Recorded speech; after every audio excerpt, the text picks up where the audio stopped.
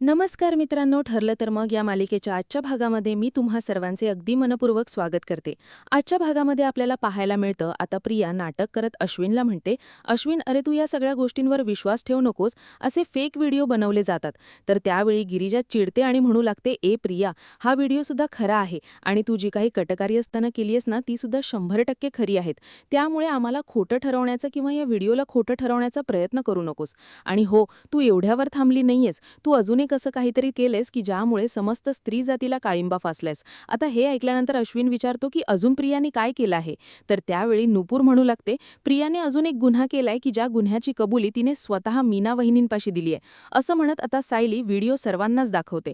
तर त्यामध्ये प्रिया असं म्हणालेली असते, आमची नणंद अगं ती अस्मिता अशीच असते या घरात आणि तिच्या डोहाळे जीवना दिवशी मीच तेल सांडवलं. ती जिथून येणार तिथे तेल सांडवलं आणि चांगलाच तिचा पाय घसरला होता. पण सायली आली ना मध्ये तिला वाचवायला आणि तिचा जीव वाचला, नाहीतर चांगलीच आपटली असती. आता हे ऐकल्यानंतर घरातील सर्वांनाच धक्का बसतो. अस्मिता तर खूप चिडलेली असते. अस्मिता म्हणते, प्रिया अगं त्या दिवशी मला शंका आलीच होती आणि मला माहीत होतं, पण तू त्या दिवशी सारवासारव केलीस. पण शेवटी सत्य माझ्यासमोर आलंच. त्यावेळी तू मला खोटं सांगण्याचा प्रयत्न केलास, पण तेव्हाच मला माहीत होतं हे सगळं काही तूच केलंयस आणि आज ते पुराव्यानिशी सिद्धही झालंय. अगं तू माझ्या आणि माझ्या बाळाच्या जीवावरही उठलीस. अगं कशी असशील तू. तर त्यानंतर अश्विनला प्रिया सांगू लागते की नाही अश्विन, मी असं काहीच केलं नाहीये. प्लीज माझ्यावर विश्वास ठेव ना. मी असं का करेन अस्मिताच्या बाळाच्या जीवावर. मी का उठेन. हा माझ्या हातून चूक झाली, परंतु अस्मिताच्या बाळाच्या बाबतीत मी असं चुकीचं काहीच केलं नाहीये. प्लीज माझ्यावर विश्वास ठेव. अश्विन म्हणतो, तुझ्यावर आणि विश्वास. अगं तू काय काय करू शकतेस ना हे मला कळालंय. अगं तू काहीच केलं नाहीयेस असं आणू नकोस, कारण तुझी सगळी कारस्थानं आता सगळ्यांसमोर आली आहेत. तू कितीही स्वतःला वाचवण्याचा प्रयत्न केलास ना, तरी सत्य सगळ्यांना कळालंय. तू कधीच बदलणार नाहीस ग. अगं 100 राक्षस मेले असतील आणि त्यानंतर तुझा जन्म झाला असेल. कुठे दुर्बुद्धी सुटली आणि मी तुझ्यासारख्या मुलीशी लग्न केलं. असं म्हणत आता अश्विनला पश्चाताप होत असतो. तर प्रिया अश्विनला म्हणते, अश्विन अरे माझ्या हातून तेल सांडलं हे मी तेव्हाच कबूल केलं होतं, पण तरीसुद्धा मी अस्मिताच्या बाळाला काही होईल यासाठी मी असे प्रयत्न केले नाहीयेत.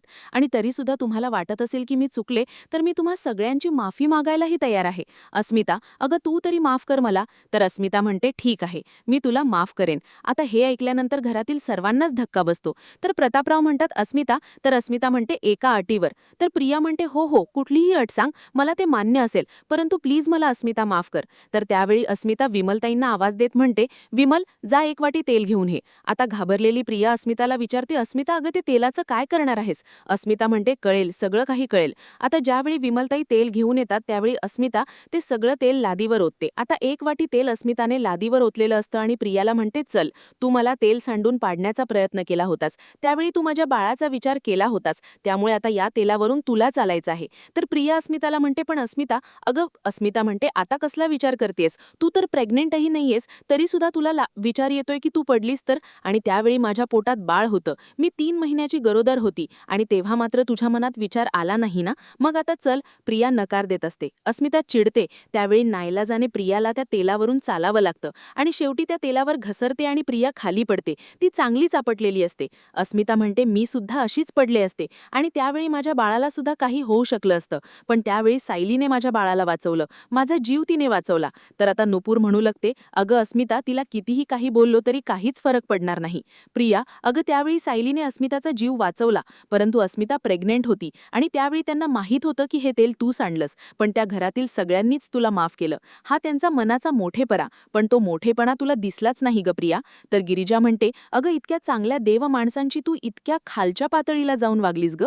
पूर्णा आजी, कल्पना काकी, प्रताप काका आणि घरातील प्रत्येक जण यांनी तुला किती प्रेम दिलंय, किती प्रेमाने वागवलंय आणि तू मात्र यांच्या प्रेमाचा गैरफायदा घेत राहिलीस. या सगळ्यांनी अगदी मनापासून तुला आपलंसं मानलं. हा, पण ज्यावेळी तुझे खरे रंग त्यांना दिसायला लागले त्यावेळी मात्र त्यांनी तुला त्यांच्यापासून लांब केलं.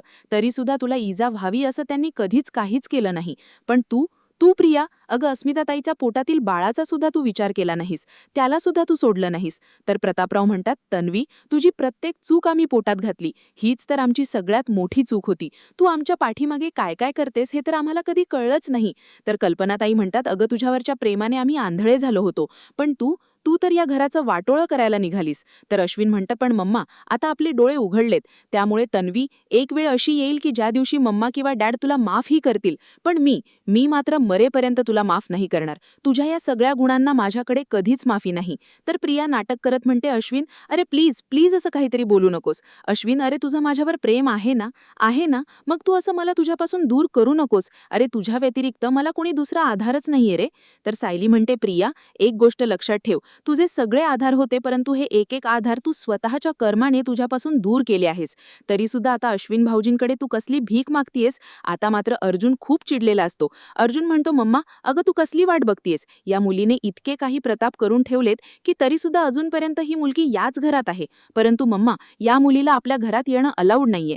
तर प्रिया नाटक करत म्हणते, नाही नाही, प्लीज मला घराबाहेर काढू नका. या घरची सून बाहेर गार्डनमध्ये चिखलात राहायला लागली तर मग या घरची अब्रू नाही का जाणार. मी एकदा नाही तर हजारदा माफी मागायला तयार आहे, पण प्लीज प्लीज मला घराबाहेर काढू नका. कल्पनाताई म्हणतात, यापुढे एक शब्दही बोलू नकोस. चल चल तू माझ्यासोबत. असं म्हणत कल्पनाताई प्रियाचा हात पकडतात आणि तिथून तिला उठवत अडगळीच्या खोलीपर्यंत घेऊन येतात.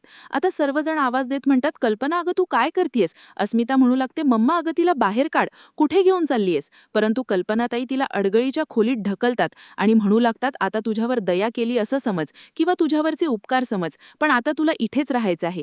हे जे स्टोअर रूम आहे हीच तुझी जागा आहे. तर प्रिया म्हणते, का, मी इथे का राहायचं आहे. या घरावर जितका तुमचा हक्क आहे तितका माझाही आहे. तर अर्जुन प्रियाला म्हणतो, तू जर हक्काची भाषा बोलत असशील तर मग मात्र मला कायद्याची भाषा बोलावी लागेल. चालेल. तर प्रिया घाबरते आणि म्हणू लागते, नाही नको, पण प्लीज कोणीतरी मला समजून घ्या. मी इथे स्टोअर रूममध्ये नाही राहू शकत. माझा जीव घुसमटेल. प्लीज मला समजून घ्या ना. तर आता सायली म्हणते, तुझं नशीब समज की तुझ्यावर आम्ही एवढी दया केली. तर प्रतापराव म्हणतात, तुझ्या सासूला पाझर फुटला आणि म्हणूनच तुझ्यावर एवढी दया केली आहे. समज, आणि तुला एवढी जागा तरी दिली आहे. नाहीतर तन्वी, तुझी लायकी रस्त्यावरच राहायची आहे. तर आता कल्पनाताई म्हणतात, नाही म्हणजे तुला जर इथे राहायची शंका असेल ना, तर मग मी आत्ताच्या आत्ता तुला घराबाहेर काढते, मग राहा रस्त्यावर फिरत. तर प्रिया म्हणते, नाही नाही, प्लीज मला घराबाहेर काढू नका. तर अस्मिता म्हणते, मग आता गप्प बसायचं. अगं मम्मा, हे सगळं काही का करते मला माहीत नाही, पण जर माझ्या हातात असतं ना तर मी तुला घराबाहेरच नाही तर पनवेल बाहेर काढलं असतं. तर दिरिजा म्हणते, नाही तर काय. आणि प्रिया, तुझी जी काही अवस्था आहे ना ती स्वतःहून तू करून घेतलीयस. अगं आत्तापर्यंत तुझ्यावर ज्यांनी प्रेम केलं त्या सगळ्यांच्या पाठीत तू खंजीर खुपसलास आणि ज्या माणसांकडून तुझा फायदा होऊ शकतो अशा माणसांचीच तू जवळीक साधलीयस. तर नुपूर म्हणते, आणि काय आहे ना प्रिया, प्रत्येक गुन्हेगाराचा अंत हा होतच असतो आणि तुझाही अंत आता जवळ आला आहे. आणि आता त्यासाठी अर्जुन सायलीला जेवढी मदत लागेल तेवढी मदत करायला आम्ही तयार आहोत. तर अस्मिता आणि सर्वच जण प्रियावर खूप चिडलेले असतात. आता नुपूरने तर प्रियाचा चांगलाच बँड वाचवलेला असतो. तर त्यानंतर कल्पनाताई म्हणतात, आता तर तुला या सगळ्यातून कोणीच वाचवू शकत नाही, अगदी स्वतः तू सुद्धा. असं म्हणत आता कल्पनाताई प्रियाला त्या अडगळीच्या खोलीतच ठेवतात. तर प्रिया पुन्हा एकदा कल्पनाताईंचे पाय पकडण्याचा प्रयत्न करते. कल्पनाताई म्हणतात, मागे हो, आणि सर्वांनाच घेऊन तिथून निघून जातात. आता कल्पनाताई बाहेर येत दरवाजा बंद करतात. इकडे नुपूर आणि गिरिजाने विंडो सुद्धा बंद केलेली असते. तर अश्विन म्हणू लागतो, तिला आता कायमची आतच राहू देत, तिला घरात वावरताना मी नाही पाहू शकत. तर सायली म्हणू लागते, ती आता आतच राहणार आहे आणि बाहेर येणार ते सुद्धा आपल्याच मर्जीने. तर त्यानंतर सायली आपल्या दोन्ही मैत्रिणींकडे येते आणि म्हणू लागते, गिरिजा, नुपूर, हे सगळं काही फक्त तुमच्यामुळे शक्य झालं आहे. तर अर्जुन म्हणतो की हो नुपूर, अगं तुला हे व्हिडिओ काढायचं सुचलं हे खरंच खूप बरं झालं. त्यामुळे आम्हाला सत्य तरी कळालं. बरेचदा आम्हाला माहीत असतं की कोण चुकीचं आहे, परंतु त्यावेळी आमच्या हातात पुरावा नसतो. पण आज तू पुरावेनिशी सगळ्या गोष्टी सिद्ध केल्यास. नुपूर म्हणू लागते, तुम्ही आभार वगैरे मानू नका, परंतु यापुढे तुम्हाला मला कुठलीही मदत लागली तर मला नक्की कळवा, मी तुमच्या मदतीला हजर असेल. तर गिरिजा म्हणते, आणि अर्जुन दादा, प्रियासारख्या मुलीला सरळ करण्यात एक वेगळाच आनंद आहे आणि यापुढे तुम्हा दोघांना माझी सुद्धा साथ असेल. तर नुपूर म्हणते, बरं आता मला निघावं लागेल, आणि हो, प्रियाच्या प्रत्येक पापाबद्दल तिला कुठली शिक्षा मिळते हे मात्र आम्हाला नक्की सांगा हा. सायली म्हणते, हो नक्की सांगते, पण माझी खात्री होते की माझ्या मैत्रिणी माझ्या मदतीला नक्कीच येतील. खरंच तुमचे अगदी मनापासून आभार. आणि हो सावकाश. असं म्हणत सायली दोघांनाही मिठी मारते, त्यांचे आभार मानते आणि त्यानंतर गिरिजा आणि नुपूर दोघेही घरी जाण्यासाठी निघतात. आता प्रिया दरवाजा वाजवत म्हणते, सायली, अर्जुन, प्लीज दार उघडा, मी सुद्धा या कुटुंबाचा भाग आहे. तर सायली म्हणते, प्रिया, अगं आत्ता तर कुठे सुरुवात झालीये, आता पुढे बघ अजून काय काय होतं. आता घरातील सर्वच जण तिथून निघून जातात. प्रिया विचार करत म्हणू लागते, जोपर्यंत या अश्विनवर माझा ताबा होता तोपर्यंत या घरावर माझं राज्य होतं, परंतु अश्विन सुद्धा हातून निसटला आहे. प्रताप, कल्पना, अस्मिता हे सगळेजण माझ्या हातातून निसटले आहेत. सायली, अर्जुन तर काय, माझ्या सगळ्या गुन्ह्यांचे एक एक करून पत्ते उघडतच आहेत. आता जर त्यांनी असं सिद्ध केलं की मी तन्वी नाहीये, तर मग या घरातील सर्वच जण मला लाथ घालून घराबाहेर काढतील. पण नाही, मला हातात एक तरी असा पत्ता हवा की जो पत्ता मला या घरात राहायला भाग पाडेल. आता काही करून मला या घरात राहण्यासाठी काही ना काही शोधावंच लागेल. कोण आहे हे मला मदत करणारं? कोणीतरी असायला हवं की जे मला मदत करू शकतं. प्रिया विचार करते आणि म्हणते, अर्धा मेंदू प्रतिमा. ती मला नक्की मदत करेल, कारण ती कितीही माझ्यावर चिडली तरीसुद्धा तिला असं वाटतंय की मी तिची मुलगी आहे, आणि मुलगी संकटात असेल तर ते आईला कधीच सहन होत नाही. आता तिचाच उपयोग करून घ्यावा लागेल, कारण प्रतिमा आत्यांना या घरात मान आहे, त्यामुळे तिचा शब्द कोणीच खाली पडू देणार नाही. आता हिलाच फोन करते, असं म्हणत प्रिया आता प्रतिमा आत्यांना फोन करायला घेते. आता प्रतिमा आत्या पाहतात तर प्रियाचा फोन आलेला असतो. प्रतिमा आत्या म्हणतात, तन्वीचा फोन, असं म्हणत प्रतिमा आत्या फोन उचलतात आणि म्हणू लागतात, बोल तन्वी. तर प्रिया म्हणते, आई तू कशी आहेस? तर प्रतिमा आत्या म्हणतात, मी अगदी ठीक आहे. काय झालंय? तर प्रिया म्हणते, काही नाही गाई, काल रात्री तू माझ्या स्वप्नात आलीस आणि तू माझ्यापासून खूप दूर गेलीस. असं म्हणताच प्रतिमा आत्या म्हणतात, मी का तुझ्यापासून दूर जाईन प्रिया? माहीत नाही आई, पण मी खूप घाबरून गेले आई. अगं मी अख्खं बालपण तुझ्याशिवाय काढलं आहे, आणि आता तू दूर जाणं हे मी नाही ग सहन करू शकत. आई प्लीज मला सोडून कधीच कुठेच दूर जाऊ नकोस. आई मला तुझी खरंच खूप आठवण येते ग. अगं तू जर मला सोडून गेलीस ना तर मी मरून जाईन. प्रतिमा म्हणतात, अगं असं काहीतरी अभद्र बोलू नकोस तन्वी, काय झालंय नक्की? प्रिया म्हणते, काही नाही आई, मला तुझी खरंच खूप आठवण येते. मी एक काम करते, मी उद्या किंवा परवा 2 दिवसांनी घरी येतेच. मला तुझ्याशी आणि बाबांशी खूप काही बोलायचंय, खूप गप्पा मारायच्या आहेत तुमच्यासोबत, खूप वेळ घालवायचा आहे. आई मी उद्या येऊ का तिकडे? तर त्यावेळी प्रतिमा आत्या म्हणतात, तन्वी अगं उद्या तू नको येऊस. तर प्रिया म्हणते, काय झालं? बाबांना आवडेल ना मी तिथे आले तर? प्रतिमा आत्या म्हणतात, नाही, तुझ्या बाबांना तू इथे आलेली अजिबातच आवडणार नाहीये, आणि त्यामुळेच तू उद्या इथे नको येऊस, कारण उद्याच तुझे बाबा कोल्हापूरवरून परत येणार आहेत. पुढच्या आठवड्यात ते पुन्हा जातीलच कोल्हापूरला, त्यावेळी आपण ठरवू तू येणार की नाही ते. तर आता प्रिया नाटक करत म्हणते, ठीक आहे आई, काहीच हरकत नाही, मी तुझ्या शब्द नाही मोडणार आणि तुम्हा कोणाला त्रास होईल असं वागणारही नाही. मला तुम्हाला दुखवायचं नाहीये, कारण आई बाबा तुम्ही दोघेही माझ्या नेहमी मनात असतात. नेहमी मला तुमची सतत आठवण येत असते. मला असं वाटतं की बाबांशी खूप वेळ गप्पा माराव्यात. मला बाबांशी खूप काही बोलायचं आहे. मला त्यांना आता माझ्या मनातील भावना सांगायच्या आहेत. मला त्यांना माझ्यापासून दूर कधीच करायचं नाहीये. आता मी बाबांना समजावेन, त्यांचं पुन्हा एकदा मन जिंकेन, आणि मग बाबा नक्कीच मला माफ करतील. प्रिया पुन्हा नाटक करत म्हणते, ठीक आहे आई, मी फोन ठेवते, पण आई तू तुझ्या तब्येतीशी काळजी घे हा. तर प्रतिमा आत्या म्हणतात, हो, असं म्हणत प्रतिमा आत्या फोन ठेवतात. इथे मात्र प्रियाला खूप राग आलेला असतो. तर दुसरीकडे प्रतिमा आत्या सुमन काकूंना विचारतात, खरंच हे तन्वी अगदी मनापासून बोलत असेल का? तर सुमन काकू म्हणतात, वहिनी अहो तिच्या कुठल्या बोलण्याचा आपल्याला कधी अंदाज येतो का? तिच्या मनात नक्की काय चालू असतं हे आपल्याला कधी कळतं का? वहिनी ती जर खरंच बदलली असेल तर खरंच खूप चांगलं आहे, पण ती जर हे सगळं काही नाटक करत असेल तर मग आपल्याला कळेलच. पण ती जर खरंच बदलली असेल आणि एक पाऊल पुढे टाकत असेल तर मग तुम्ही सुद्धा नकारात्मक विचार नका करू. तुम्ही मात्र तुमच्या बाजूने नातं सुधारण्याचा प्रयत्न करा. तर प्रतिमा आत्या म्हणतात, मला तर या तन्वीचं काही कळत नाही, पण मला हे सगळं काही सायली अर्जुनला कळवायला हवं. असं म्हणत प्रतिमा आत्या आता जे काही घडले ते सायली अर्जुनला सांगायचं ठरवतात. आता सुभेदारांच्या घरी अश्विन म्हणू लागतो, दादा आणि वहिनी अजून कसे नाही आले? आलेत. ते प्रतापराव म्हणतात, ते येतीलच रे, पण तू ठीक आहेस ना? तर अश्विन म्हणतो, हो मी ठीक आहे, पण डॅड एक गोष्ट मात्र मला कळालीये की माझ्या आयुष्यात प्रेमच नाहीये. या बाबतीत मात्र मी खरंच कमनशिबी आहे. हे ऐकून कल्पनाताई आणि अस्मिता यांना खूप वाईट वाटतं. त्यांना धक्का बसतो. तर प्रतापराव म्हणतात, अरे अश्विन असं का बोलतोयस तू? तर अस्मिता म्हणू लागते, अश्विन प्लीज असं काही बोलू नकोस. तुझ्या बायकोने जे काही केलंय त्याचा दोष तू स्वतःला लादू नकोस. आपण मनापासून आणि भरभरून प्रेम केलं, परंतु आपल्या जोडीदाराला त्याची कदरच नाही. या सगळ्यामध्ये आपला दोष का असू शकतो सांग ना अश्विन? समोरचा प्रामाणिक नाही यात आपली कशी चूक असेल? तर त्याचवेळी सायली आणि अर्जुन त्या ठिकाणी येतात. तर अर्जुन म्हणतो, काय झालं मम्मा, तू बोलवलंस आम्हाला? तर कल्पनाताई म्हणतात, हो अर्जुन. अरे तर त्याचवेळी प्रतिमांचा फोन आलेला असतो. सायली म्हणते, प्रतिमा त्या फोन करतायत. प्रतिमाने व्हिडिओ कॉल केलेला असतो. सायली म्हणते, बोला ना प्रतिमा त्या. प्रतिमात्या सायलीला म्हणतात, सायली तू कामात आहेस का? सायली म्हणते, नाही, काय झालंय?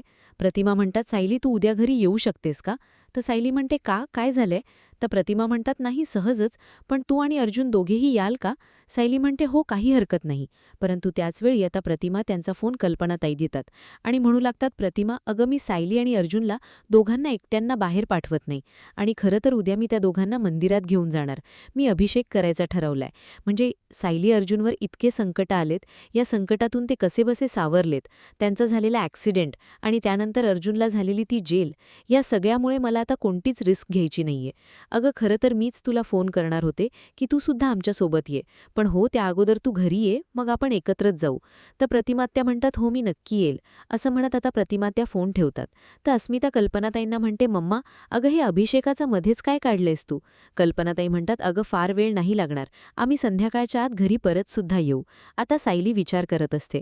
तर अर्जुन विचारतो, बायको कसला विचार करतेस? तर सायली म्हणते, प्रतिमात्यांनी आपल्या दोघांनाच का बोलावलं असेल? तर आता अर्जुन म्हणतो, नाही माहीत. सायली म्हणते, मला असं वाटते की नक्कीच काहीतरी घडलं असणार आणि नक्कीच काहीतरी महत्त्वाचं काम असणार. तर अर्जुन म्हणतो, कळेल, उद्या आपल्याला प्रतिमाशी बोलल्यावरच कळेल. तर आता कल्पनाताई अर्जुनला म्हणतात, अर्जुन, बरं तू उद्या घरी आहेस ना? अर्जुन म्हणतो, हो, मी उद्या घरी आहे, एक महत्त्वाचं काम आहे आणि त्यानंतर मी घरीच आहे, पण त्यानंतर मी येईन ना मंदिरात. तर प्रतापराव म्हणतात, कल्पना, अगं अभिषेक अर्जुन आणि सायलीसाठी आहे ना, मग हे दोघंही हजर असणं खूप गरजेचं आहे. अर्जुनने उशिरा येऊन कसं चालेल? कल्पनाताई म्हणतात, अभिषेकला आपण दोघंच बसणार आहोत, यांच्या नावाने आपण अभिषेक करणार आहोत, परंतु हे दोघंही तिथे असायला हवेत. अर्जुन, बरं तुझं काम झाल्यानंतर तू नक्की तिथे ये. तर अर्जुन म्हणतो, हो मम्मा, मी येईनच. तर त्याचवेळी विमलताई येतात आणि म्हणू लागतात, वहिनी, तुम्ही सांगितलेलं मी सगळं घेऊन आले आहे. तर आता अश्विन विचारतो, मम्मा, हे सगळं काय आहे? म्हणजे स्टोव्ह वगैरे कशासाठी आहे? तर कल्पनाताई म्हणतात, पन्वीसाठी.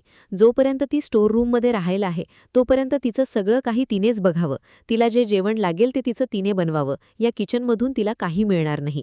तर अस्मिता म्हणते, अगं मम्मा, पण या सगळ्याची काय गरज आहे? अगं तिला खरं तर घराबाहेर काढायला हवं होतं, ती तिथे सडली असती, नाहीतर कुठे गेली असती, का तू तिला घरात ठेवून घेतलंस? तर कल्पनाताई म्हणतात, हो, हे सगळं काही मलाही पटतंय, पण हे सगळं काही सायली अर्जुनने सांगितलं तसंच अगदी मी सुद्धा केलं आहे. तर आता मात्र घरातील कोणालाच प्रियाला घरात ठेवून अजिबातच आवडलेलं नसतं.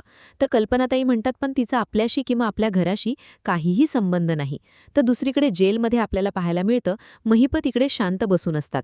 नागराज म्हणतो, महिपत, अरे डोळे उघड, काय चाललंय तुझं? तू एवढा शांत का झालायस? अरे महिपत, माझं नाव नागराज आहे, पण चाल तुझी आहे ना नागासारखी. अरे पण तू सरळ का चालायला लागलायस? त्या माणसाने तुझ्या कानाखाली मारला आणि त्यानंतर तू त्याला परत म्हणतोयस की जर समाधान झालं नसेल तर दुसऱ्याही कानाखाली मार. अरे असं कसं बोलू शकतोस महिपत तू? अरे काय चाललंय नक्की? तुझ्या मनात तरी काय आहे? अरे काय हे मी काय बघतोय? अरे महिप शिकरेंचं नाव ऐकलं ना तरी लोक असे थरथर कापतात आणि आता हाच महिप शिकरे इथे म्हणतोय की भांडण तंटा नको, कशाला उगाच भांडण तंटे हवेत. अरे काय चाललंय नक्की? तर आता महिप शिकरे नागराजला म्हणतात, नागराज, शांत हो आणि डोक्यावर बर्फ ठेव आणि थोडं डोकं शांत ठेव, उगाच चिडचिड करू नका नागराज शेठ, त्रास होतोय मला. तर महिपत शिकरेंना नागराज म्हणतो, हेच म्हणतोय मी, कुठे गेला तो महिप शिकरे? खरा महिप शिकरे कुठेतरी गायब झालाय आणि हा दुसराच कोणीतरी इथे येऊन बसलाय. हा महिप शिकरे नाहीये, पहिला महिप शिकरे खूप वेगळा होता. नागराज शेठ, अहो शरीराने तोच महिपत शिकरे आहे मी, पण आता मनाने मात्र नाहीये. मनाने ठरवलंय की आता बस झाले या सगळे काही पराक्रम, नको ती भांडणं आणि नको ते खून करणं, हे सगळं काही आहे. आणि या सगळ्यांनी मी काय मिळवलं? मी जितका डोक्यात राग घालून घेईन ना तितके अजून दिवस मी इथेच सडणार, मला इथून बाहेर पडता येणार नाही. आणि कसं आहे ना नागराज शेठ, अहो एका गुन्हेगाराला त्याच्या चांगल्या वागण्यामुळे सरकारने त्याची शिक्षा माफ केलीये, त्याला सोडलंय, आता दुसऱ्याला पण सोडतील आणि कदाचित दुसरं नाव माझंही असू शकतं, त्यामुळे शांत राहायला काय हरकत आहे? तर नागराज महिप शिकरेंना म्हणतो, अरे पण तो सचिन करतोय ना तुला मदत, सोडवेल ना तो तुला, मग तू काय एवढा घाबरतोयस आणि कशाला हे नाटकं करतोयस? तर आता महिपत शिकरे नागराजला म्हणतात, नाटकं नाहीयेत नागराज शेठ, नाटकं ही अजिबात नाहीयेत. खूप धावलो, खूप थकलो, पण आता खरंच मी दमलोय. या सगळ्याने पण हाताला काय लागलं? फक्त माझी धावधाव झाली, पण हाताला मात्र काही लागला नाही. मी इथे सडतोय आणि माझं लेकरू तोंड लपवत तिकडे पळतंय. पण आता बस झालं, आता ही सगळी कटकारस्थानं बंद करायची. आता मी ठरवलं आहे की आत्तापर्यंत जे काही जगलो, जी काही कटकारस्थानं केली, जे खून केले ते बस झाले, पण आता मी आणि माझी पोरं साक्षीतच आनंदाने जगायचं, ना कोणाच्या कुठल्या गोष्टीत पडायचं, ना कधी कोणाचा खून करायचा. आता मात्र नागराज मनाशीच म्हणतो, या महिपतचं डोकं फिरलंय. तो जर असा चांगला विचार करायला लागला तर मी मात्र आयुष्यभर असाच जेलमध्ये सडेल. नाही, आता महिपतला हे सगळे विचार करण्यापासून मला थांबवावंच लागेल, नाहीतर मग मला मात्र आयुष्यभर जेलमध्ये सडावं लागेल. आता मलाच काहीतरी करावं लागेल. या महिपतला असे धोकादायक विचार करण्यापासून सोमवावं लागेल. तर दुसरीकडे सुभेदारांच्या घरी आपल्याला पाहायला मिळतं प्रिया स्टोरूममध्ये राहत असते. तिथे पंखाही नसतो आणि शेवटी तिला पेपरने हवा घ्यावी लागते. आणि त्याचवेळी विमलताई पिशव्या घेऊन रूममध्ये येतात आणि म्हणू लागतात, तन्वीताई, हे तुमच्यासाठी. तर प्रिया खुश होते आणि म्हणू लागते, आईने माझ्यासाठी खाऊ पाठवलंय. का बरं झालं, मला भूकच लागली होती. असं म्हणत प्रिया पिशव्या उघडून पाहते तर एका पिशवीत कपडे असतात तर दुसऱ्या पिशवीत भांडी असतात. प्रिया म्हणते, हे काय? तर आता विमलताई म्हणतात, वहिनींनी तुम्हाला सांगितलं आहे की यापुढे तुम्हाला आमच्या किचनमधून काहीच मिळणार नाही. तुम्हाला जे काही करायचं असेल ते स्वतःच करून खायचं आहे. त्यासाठी लागणारी भांडी वगैरे पाठवलीत. आणि हो, जे काही जेवणासाठी लागणार ते आजच्या दिवसापुरतंच आहे. उद्यापासून तुमचं तुम्हालाच बघावं लागेल. प्रिया म्हणते, आता आईचीच इच्छा असेल तर काही हरकत नाही, करेन मी सगळं काही. आता विमलताई तिथून निघून जातात. प्रिया मनाशीच म्हणते, ही कल्पी मला काही भिकारी समजतीये का? भिकाऱ्यासारखा हे सगळं काही पाठवून दिलं आहे. एवढीशी मूठभर डाळ आणि मूठभर तांदूळ. असं म्हणत आता प्रिया स्वयंपाक बनवायला घेते. कांदा कापत असताना ती चांगलीच रडत असते आणि आता स्टोव्हवर जेवण बनवण्याची वेळ तिच्यावर आलेली असते. आणि हाताला सगळं काळंही लागलेलं असतं. सायली अर्जुन हे सगळं काही दृश्य पाहतात. अर्जुन सायलीला म्हणतो, बघ आता तिचं कसं तोंड बंद झालं आहे. तर आता सायली म्हणते, अजून 2 दिवस थांबा. यानंतर हिची अशी काय अवस्था होईल ना की स्वतः कोणाला तोंड दाखवण्याच्या लायकीची सुद्धा राहणार नाहीये ही. तर येणाऱ्या पुढील भागामध्ये आपल्याला पाहायला मिळतं, सायली जानकी आणि सखीला फोन करते आणि म्हणू लागते, प्रतिमातांना नेहमी शंका येत असते की ही प्रिया खरंच त्यांची मुलगी आहे की नाही. आणि म्हणूनच आता मला तिची एक परीक्षा घ्यायची आहे. तर जानकी सायलीला म्हणते, कोणती परीक्षा? तर सखी म्हणते, तू फक्त सांग सायली, काय करायचं आहे. सायली म्हणते, हो सांगते. असं म्हणत सायली आता तिचा प्लॅन सखी आणि जानकीला सांगू लागते. तर सायलीच्या प्लॅनप्रमाणे एका रूममध्ये आग लावलेली असते आणि प्रतिमा त्यांच्या ओरडण्याचा आवाज येत असतो, आग लागली आहे, प्लीज मला वाचवा. तर त्यावेळी आता जानकी प्रियाला म्हणते, अगं प्रिया, जा वाचव तुझ्या आईला, तुझी आई आगीत अडकली आहे. परंतु प्रिया मागे पाय टाकते आणि प्रतिमा त्यांना वाचवण्यासाठी ती पुढेही जात नाही. आणि हे पाहिल्यानंतर जानकीला खूप राग आलेला असतो. आता प्रियाचा खरा चेहरा प्रतिमा त्यांच्या समोर येईल का, हे पाहणं अतिशय रंजक ठरणार आहे मित्रांनो. अशाच मालिकांचे नवनवीन अपडेट पाहण्यासाठी चॅनलला नक्कीच सबस्क्राईब करा.